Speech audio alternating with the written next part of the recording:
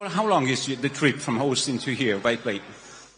I think it's about 8 or 9 hours. Okay, so you're fresh like in the first morning.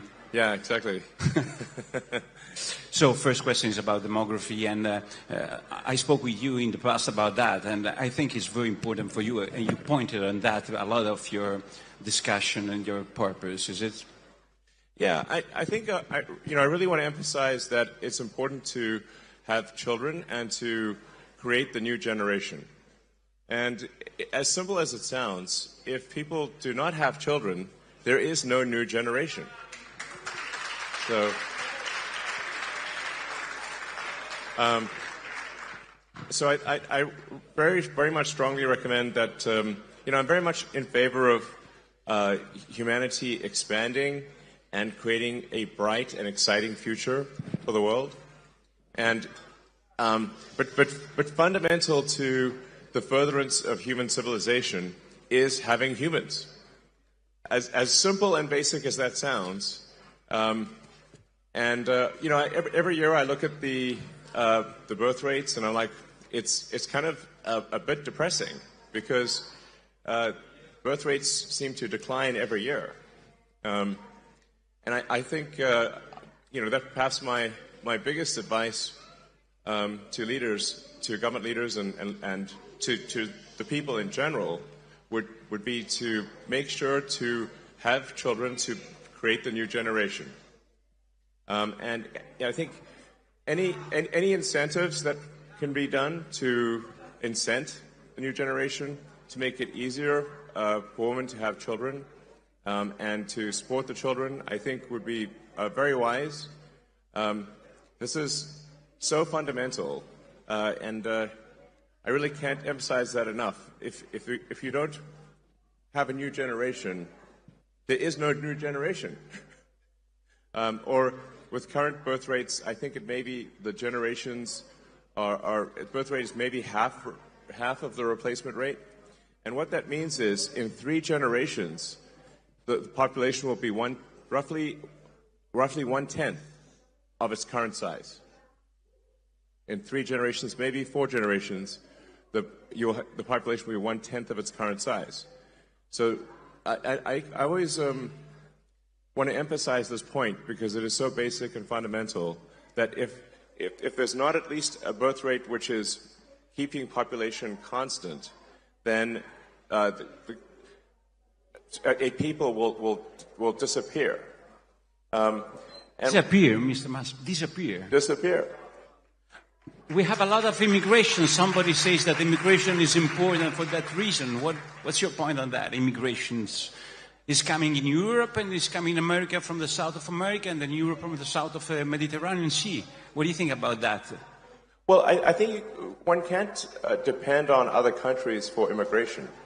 And in fact, if you look at, say, the population worldwide, and this is almost everywhere in the world, and it seems to be a function of how once a country industrializes, once a country urbanizes, the population immediately starts to decline.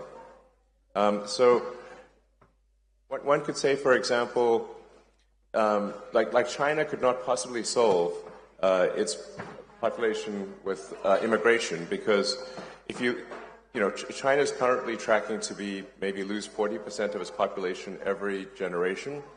That would be 700 million, 800 million people, or 700, roughly 700 million people. It's a lot, basically.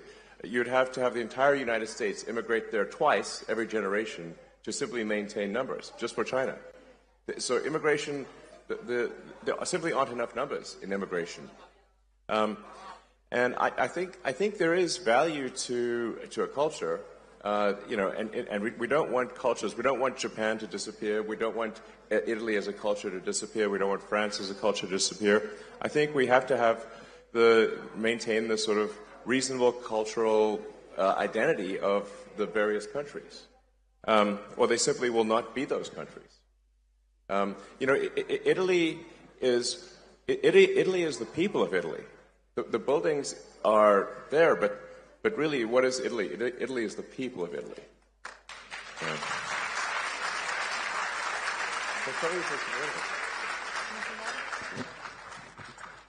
So, I mean, I just think it's a, and I speak as someone who is very much an environmentalist, and I believe in having, building a sustainable future for the world.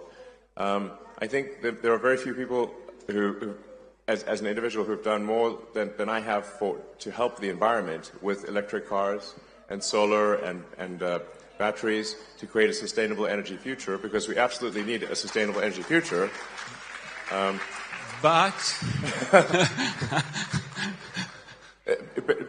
there is an aspect of the environmental movement that I think has gone too far. Really, said from you? Yes. So said from me, I think I am objectively one of the world's leading environmentalists in terms of doing things. I would say so. Like, I'm an environmentalist who does things. I'm of action, not talk. I act. So I feel I can say, as an environmentalist, that the environmentalist movement has gone too far, and in that, if you, in the natural extension of the environmentalist movement, if you go too far, you start to look at humanity as a bad thing. You start to look at humanity as though we are a plague on the surface of the earth, as though humanity is a bad thing. And in fact, there are some people who think and say explicitly that, in fact, there was on the front page of the New York Times, there was a guy who said, there are 8 billion people on Earth, it would be better if there were none. Which is crazy. Definitely. So you told me a joke about that. You told me once a joke about the cows and the problem with the cows. You remember that? Oh, yeah, don't worry about the cows. The cows are fine. Cows are not going to destroy the environment. Cows are fine. Yeah. Yes. We have a lot of laws, European laws against all the people who work with them. It's a big issue for us because it seems a green issue, but it's a very industrial issue for us. Yeah, I think farming and cows do not have any meaningful effect on the environment. Yes, underline, please. Yes, objectively, this is true. If you say there's really only one thing that matters from an environmental standpoint for carbon, which is that we are taking billions, eventually trillions of tons of carbon from very deep under the earth and transferring it to the atmosphere and oceans. That's actually really all that matters is taking vast amounts of carbon from underground where it's buried and moving it into the atmosphere by burning it. And if you do that for long enough, eventually you will get climate change. Now, I think the climate change alarm is somewhat overblown in the short term. It's still a concern in the long term, but I think it's exaggerated in the short term. Great. Now, so I'm trying to thread the needle here between what, what is pragmatic and what is sensible, what really matters and what doesn't matter. What really matters is that over the long term, over the course of the next several decades, that we gradually reduce how many millions and billions of tons of carbon that we move from underground and to the atmosphere, because we're running sort of a climate experiment that is dangerous. But I also don't think that I think of it as a fundamental civilizational risk. It's not going to destroy life on Earth. It's not going to destroy humanity, but it will create hardship if you change the climate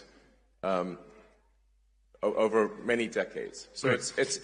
I think my message is I think much more pragmatic and I think correct and sensible.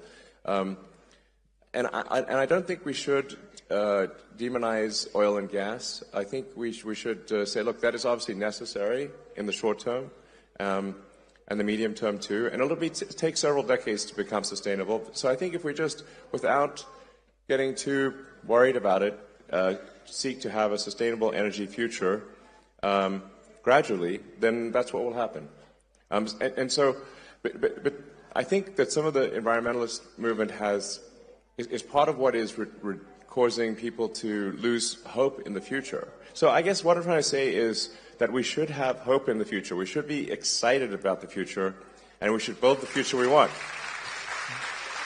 What about, Elon, you call it the woke mind. Yes, it's the name you gave to woke mind that virus, illness. yeah. Woke mind illness. What's that virus?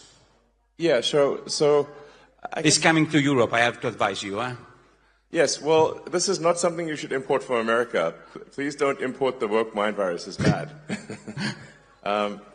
So, I mean, essentially, that to summarize maybe the woke mind virus, it consists of creating very, very divisive identity politics. So it actually amplifies, woke mind virus, in my view, amplifies racism, amplifies, frankly, sexism, and all the isms. And while claiming to do the opposite, it actually divides people and makes them sort of hate each other, and it makes people hate themselves.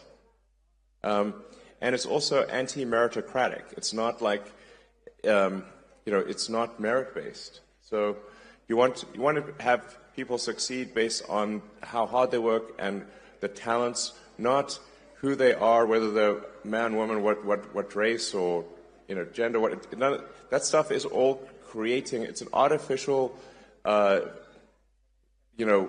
mental civil war that is created. And it's not, and let me tell you, it's no fun. Okay. No fun. It is like woke mind virus and fun are incompatible. There's no fun in that. No joy.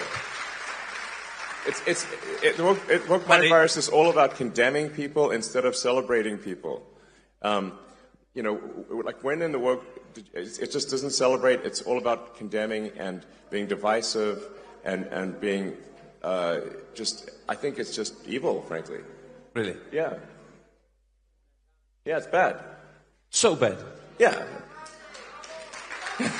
But you get a lot of problems saying so on your social in X, or have this point of view. You were a good friend of Obama administration, and now they don't really like you so much for this kind of speech you do in public, or not? I don't know. I'm very pro-human. I'm very pro-civilization. I'm in favor of humanity and our collective consciousness expanding on Earth and going beyond Earth, being a multi-planet species, a spacefaring civilization, and being out there among the stars and finding out the nature of the universe, like all the things that that seems like to me an exciting thing, something you can get really excited about. Is you can get excited, like we want to have ideas that make you look forward to waking up in the morning, look forward to the day, look forward to the future. And, so you have to say, what excites you about the future? What moves your heart about the future? What makes you say, like, yes, I'm glad about what will happen in the future? That's what we must, focus on. And that's why we have to have a new generation. We've got to build and we've got to grow. And like I said, we understand the nature of this beautiful universe that we find ourselves in, and the meaning of life, or even what questions to ask about, the meaning of life. Let us explore this wondrous creation and have a good time doing it. Yeah. That's my philosophy. Let me go back for a little, because I want to ask you about your perception of Europe as a building, not as people. Because Europe do a lot of laws, want a lot of integration of cultures, different cultures, and has different approach to the immigration. We heard Meloni did a lot on that with Premier Rama, I see, in the first line of Albania. What do you think about this approach of Europe, approach as building, I would say, as an established building? Well, I should say, like, to be clear, on immigration overall, I'm very much in favor of legal immigration.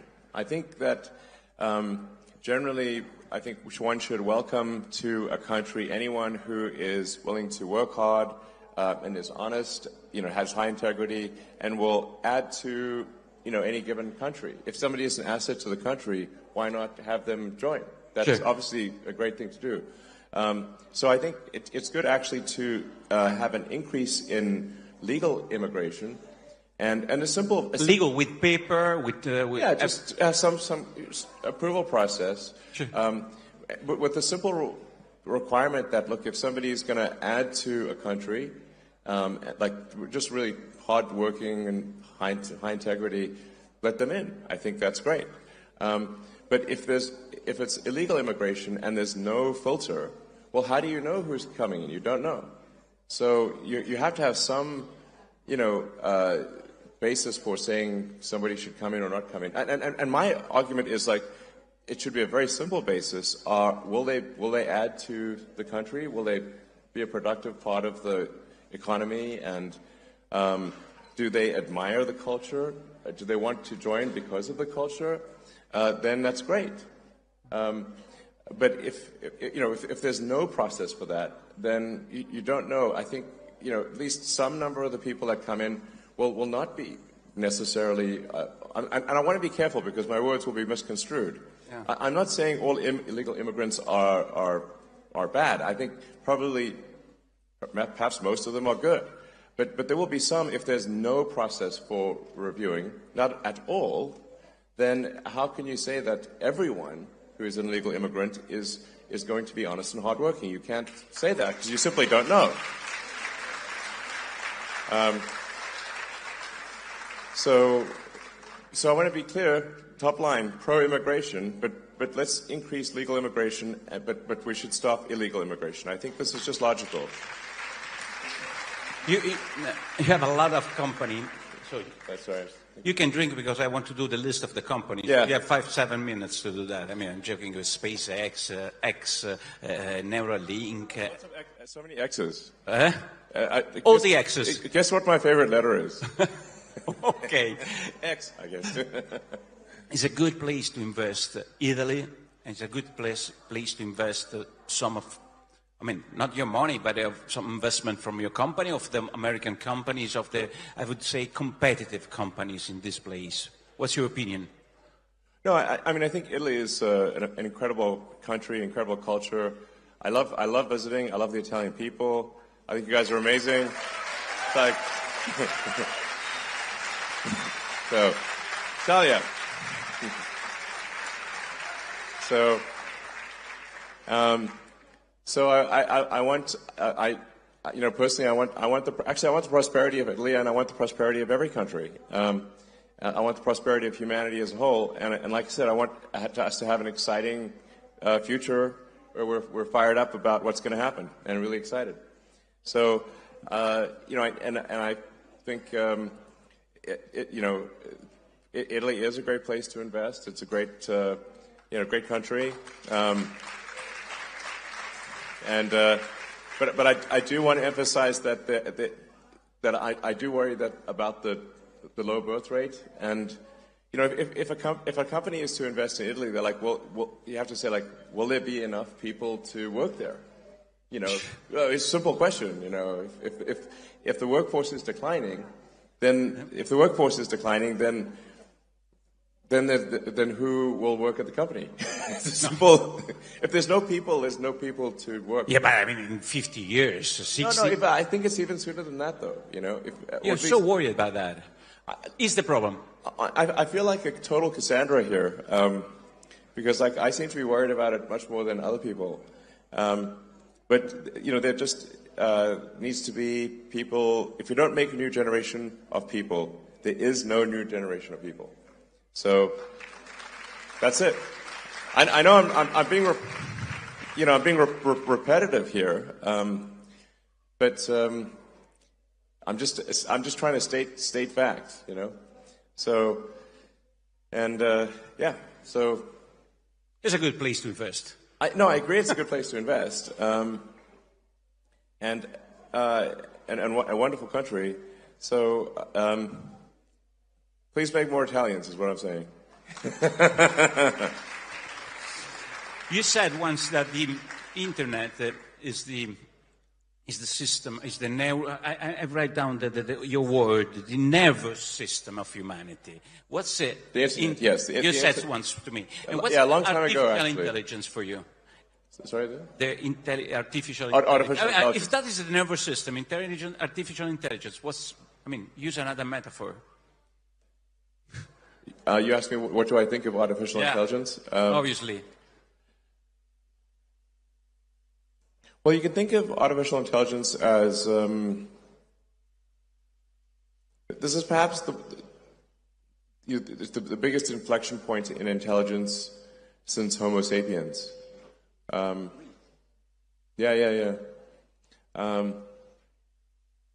Artificial intelligence will be essentially a sort of a new species, or is a new species.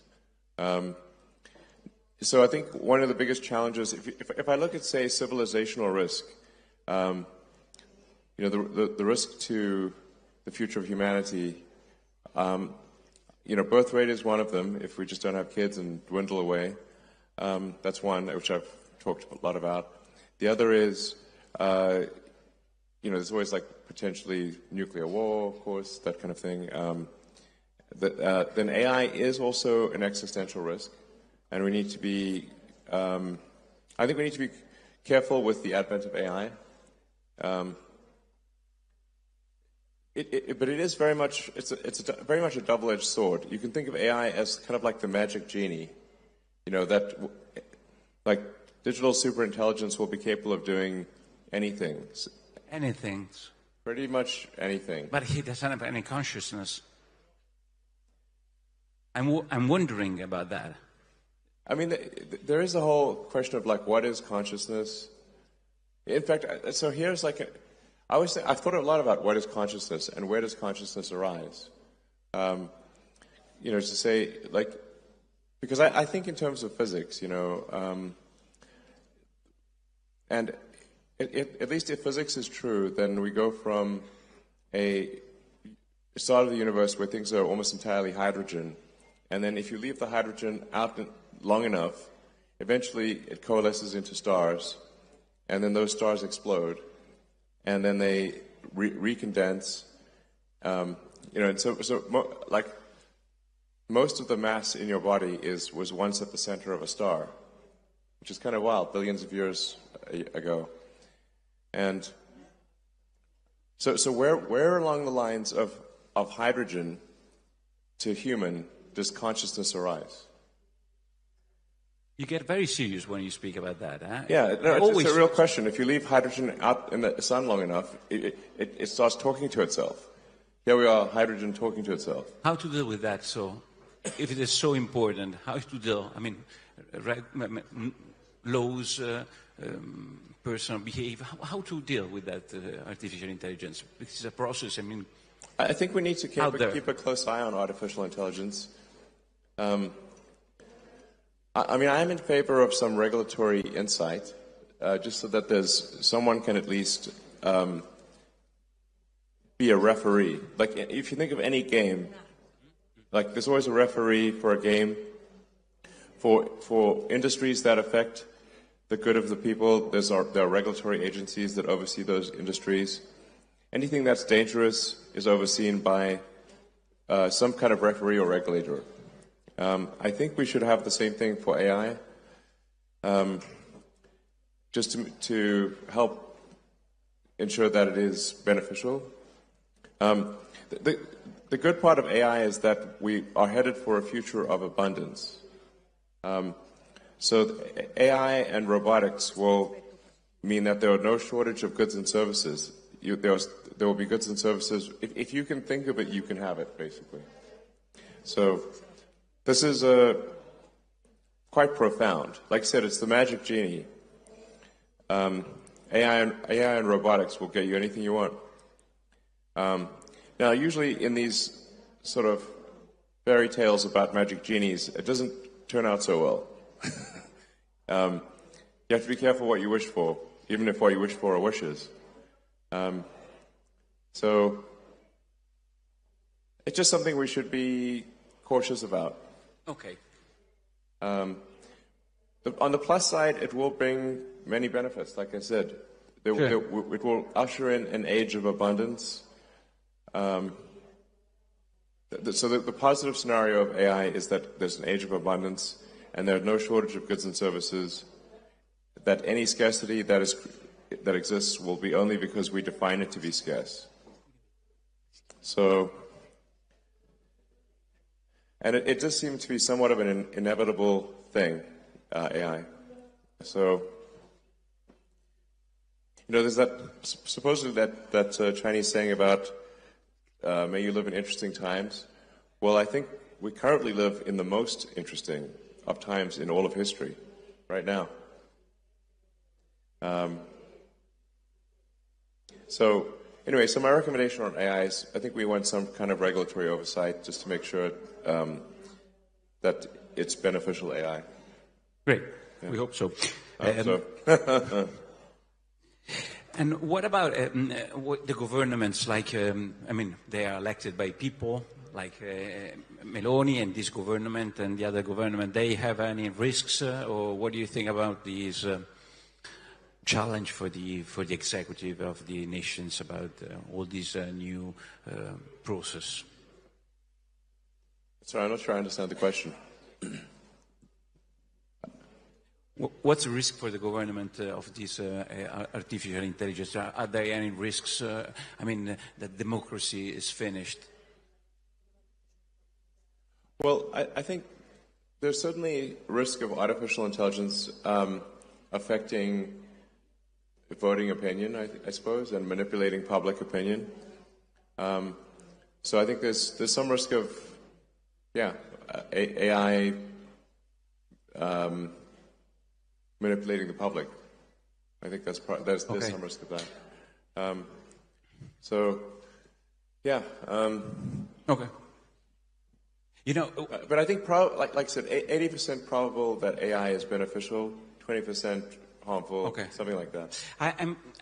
I'm always worried because, you know, we have a new government, it's 2 years, this government, almost 2 years. And we have a Europe, for us, is our artificial intelligence. It seems like artificial intelligence, but it's not very intelligent sometimes, Europe. And so I'm wondering, what do you think about the government and about Europe? For us, it's so important, the relation. I understand artificial intelligence in the future, but in the present, we have laws, constraints that comes from Europe. What do you think about that, if you have any opinion on that? What do you think about Italian government, which is trying to have a position, I would say a position, Meloni? I don't know if there's more than a position. You want me to be more tough than a position? It's okay. What do you think? It's good to have a position in Europe, to be, I would say, different from main course of European politics. Do you mean like country decisions versus EU decisions, or? Decision about green, about the politics, immigration? Oh. I mean, there's a separate question of, like, I think regulations in Europe, there are too many regulations. In general, I'm not speaking about a specific case of AI. I think one could look at this as overall a fundamental function of a stable civilization. The longer that any given civilization is stable and does not have a big war, the more rules and regulations will accumulate over time. So rules, regulations, laws, they are immortal. They never die. But people die. So if every year more and more rules, regulations, and laws are added, you will eventually make everything illegal. And you can think of it sort of like Gulliver's Travels, where Gulliver, if the nation is Gulliver, is being tied down by one little regulatory string at a time. And eventually you have millions of strings, and then the giant can't move. And so I think there needs to be something where we delete rules, regulations, and laws, because if all we do is add them, eventually we will be able to do nothing. Okay.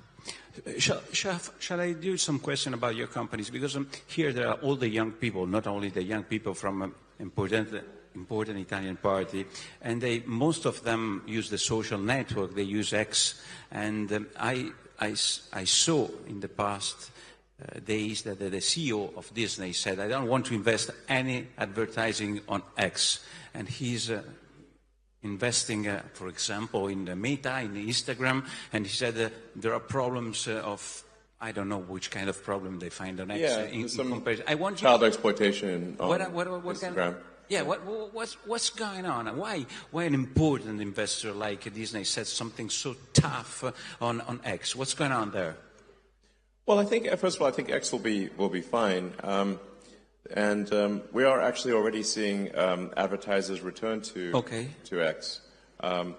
So I guess they were, I don't know, upset with something I said or something. I don't know, but they, advertisers, I think, the brand advertisers are a little. They're always worried about their brand, and maybe. I think maybe a bit more than they should be, but I think it's a short-term issue. Like I said, the advertisers, they sometimes get upset, but then they usually calm down and they return to advertising. So, come on, you know that there is the woke virus over there. Well, oh yes, I have to say so. I don't want to answer for you. Yeah, no, you're right. If we're going to fight the woke mind virus, then the woke mind virus will fight back. And unfortunately, Disney is deeply infected with the woke mind virus. In fact, if you ask an AI what is the most woke company on earth, it's Disney. Really?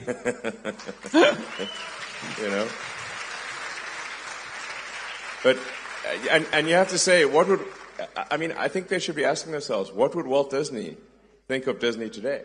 I think he's turning in his grave. I think he's not happy. Sure. If the namesake of the company is not happy, that's probably a bad sign, Because Walt Disney, what did he care about? He cared about bringing joy to people's lives. He making wonderful things that children and families could enjoy. He created some of the coolest, art in the world, and stuff that even 100 years after it's created, we still remember it. And it's still a major thing. But you have to say, how great was Walt Disney? He was amazing. But now, Disney, at least for now, is deeply infected with the woke mind virus. I think that will, that will change over time. I hope so. You're right that the European Commission, they're not investing on X. You know that. Maybe they got the woke mind virus too. Yeah. You don't care. I think so, And it's like, why are they importing this crazy thing from America? It's like it's just some thing that was created basically by sort of far left crazy people in U.S. colleges, and now it's spreading all over the world. And it's like like the thing is, the woke mind virus. It's not a message of joy. It's a message of division. Sure. It's not a message of love. It's a message of hate. And I was like, and so I'm like, let's, I don't know, I'm in favor of let's have a future that's got more love, more and let us build a fun, exciting future. And the woke mind virus is all about condemning one group and condemning this, condemning that. It's like, and it's also like, just being like it just wants to scold you all the time and treat you like I don't know. Who wants to be scolded, It's not fun. So anyway, I think we want to, have I guess at its heart, my concern is that the woke mind virus is anti-civilizational. End of civilization. Anti-civilization. I think civilization, sure. But if it represents a cost for your company, you have a trade-off between the cost of your position and the cost for the company. What's your choice? And how much is important in your behavior, the free speech standing? That's the question. I do think free speech is incredibly important, because if people cannot speak their minds, and then we won't have a democracy. The foundation of democracy is freedom of speech. So. But also saying something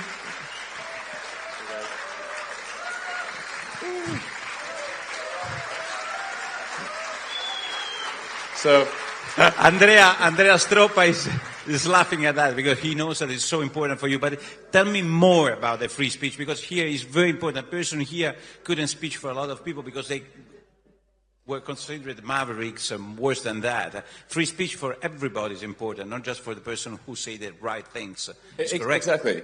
No, exactly. Free speech means that free speech is only relevant. Free speech is only meaningful if you allow people you don't like to say things you don't like. So that's how you know it's working. That's how you know it's working. Because once you start to censor people you don't like saying things you don't like, it's only a matter of time before that censorship turns on you.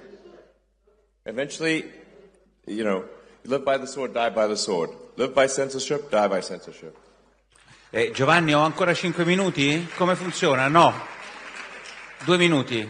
Vabbè, allora abbiamo 2 minuti. Ragazzi, qua Che cosa? Tutti fategli un applauso a Elon. Dai, facciamogli altri paio di minuti,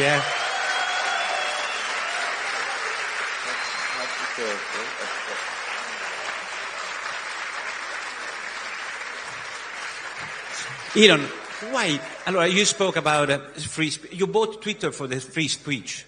2 minuti, dai, 2 minuti, Just for the free speech, not for the business inside. You bought yeah.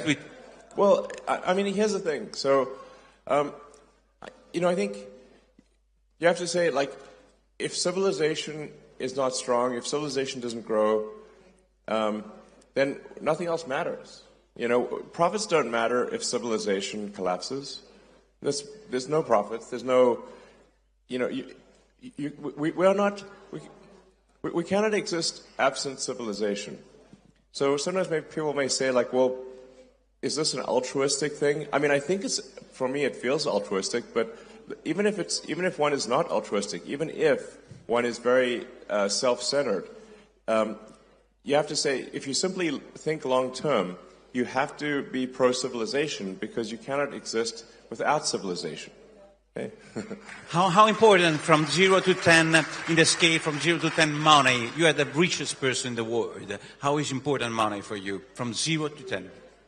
0 is the less important and 10 is the good one. I don't know. I don't want to... 1 or 2 or something? No, come on. No, I mean... 1 or 2. Just 1 or 2. Well, if you say, like... The reason I guess I have what so-called wealth, or it's really just shares in the company, is that I've created these companies. In these companies like SpaceX and Tesla is 140,000 jobs direct worldwide, and 5 times that number, maybe almost 1 million jobs when you look at the whole supply chain is what Tesla's created. And then SpaceX is about 15,000 people, and also, like maybe for total supply chain, 50,000 people. So, I mean, I've basically, with the help of many talented people, built these companies, and then the so-called these wealth statistics simply add up what the ownership is in the companies and say, okay, this is a certain amount of money. But I don't actually have that in money. I have it in stock. It's just that the companies have succeeded. But how was the last launch of the SpaceX? Tell me something. Last question, please, Giovanni. The last launch. I see Mauro there sitting on the floor. Why are you sitting on the floor? Are you worried about the highness? Hey, Mauro. How was the last launch? You were optimist about your SpaceX, the big? Yeah. So, well, Starship. So the exciting thing about Starship is that it's the first rocket design that could make life multiplanetary, that could enable a self-sustaining base on the moon and a city on Mars. Because it's not just a very large vehicle, but it is designed for full and rapid reusability. So that would lower the cost of access to space by, I don't know, maybe 100 or more. And so, basically, it's the first rocket that is capable of building a base on Mars and a base on the moon. Yes, that's it. Yeah. So, there's the great Italian physicist Enrico Fermi. I'm a big admirer of Fermi, and he was very good at asking profound questions. And one of his questions, which is called the Fermi paradox, is where are the aliens? And one of the explanations is that, and perhaps I think the one that I think appears to be most accurate, is that consciousness is extremely rare. That people often ask me, do I know about aliens or something like that? I get asked that a lot. And the crazy thing is that I've seen no evidence of aliens whatsoever. This means that I think most likely, at least in this part of the galaxy, we are the only consciousness that exists. And so you can think of human consciousness really as like a tiny candle in a vast darkness. And we must do everything we can to ensure that the candle does not go out. That's great. We can finish with that. Elon. Yeah. Okay. We can finish with this. Oh, and so it's worth reading about the Fermi paradox, and because people have thought very hard about this, because one of the things is like, well, maybe there are these great filters, and these civilizations don't pass these filters. One of the filters is, do we become a multi-planet species or not? If we do not become a multi-planet species, then eventually, at some point, something will happen to the planet. Either it will be man-made, or it will be something natural, like a meteor, like whatever killed the dinosaurs, for example. So, and then eventually the sun will actually expand and will destroy all life on Earth. So if one cares about life on Earth at all, we should care about becoming a multi-planet species and eventually going out there and becoming a multi-stellar species and having many star systems. We want the exciting parts of science fiction to not be fiction forever. We want to make them real. And, yeah. Great. So, thank you very much, Elon. Okay, we're going to record full self-driving 12.3.4 from here to Waze. Here, so record the screen and the steering wheel, okay? Mami, tu teléfono está, ¿verdad? What? Her phone's in the video. Her phone? Yeah. ¿Salió la conversación? No. So let me see. We're going to go to Waze. Where's Waze?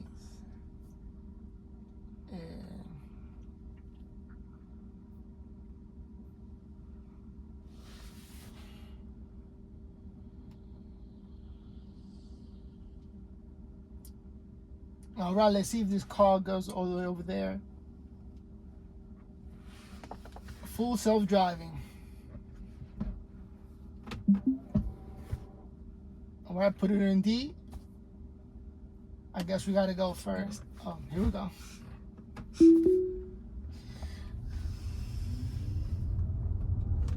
Look, Mom, no hands.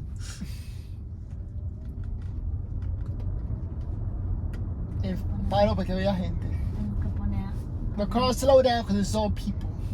Tengo que ponerme a aprender inglés para conversar con mis vecinos. So there's a car Mira qué park. lindo el vecino puso su piedra. Ese Yeah. sí sabe.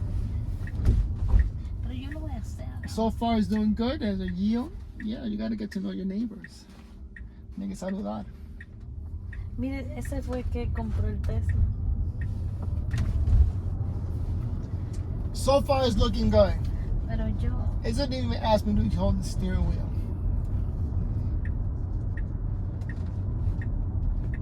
Amazing. Qué lindo. Following the speed limit at 25. I feel like Elon Musk is somewhere controlling this. Apply slight force. You can actually touch the wheel, and that's good enough. Whenever it tells you to apply force. Oh, look at our family. Okay, the kids didn't scare the car.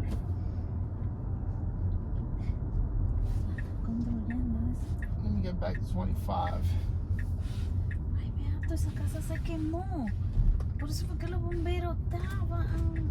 Let me hold on. Mira, Así que yo te quiero ver. esa es la que tú tienes que comprar. Así que yo te quiero ver. Esa es la que tú tienes que comprar y ver qué lindo. All right. How does it look on the phone, Ethan? Good. Thumbs up so far. We're almost there. We are 4 minutes away. Now this is the challenge right here. There's a stop sign and cars coming from both sides. I find it tricky to get out here. So to trust the car is gonna make the proper left, it comes to a complete stop. I don't know why it does that. Well, I do know why. Elon Musk is very trustworthy. And it just made it. All right. Un patiazo que esa es otra casa. This feels like a cartoon. Like I don't even look at the street anymore. I look at the screen more. Just to see how this looks. And let me get the full screen. Now I think it's going kind of slow, 25. So let me make it go 30. I like 30 better. Oh, and speed is 35, so it adjusts to 35. So even better. Now,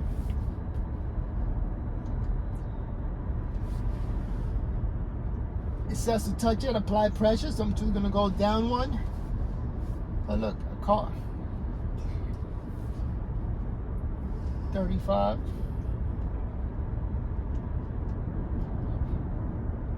Amazing.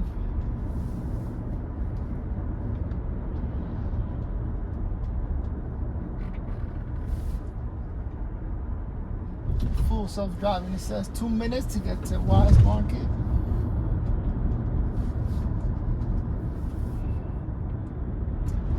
This always been tricky, this turn right here. But it made it. Let me get back to 35. Every time the screen turns blue, I just touch the wheel because I don't like wrestling with the steering wheel. So this is a local drive to my supermarket.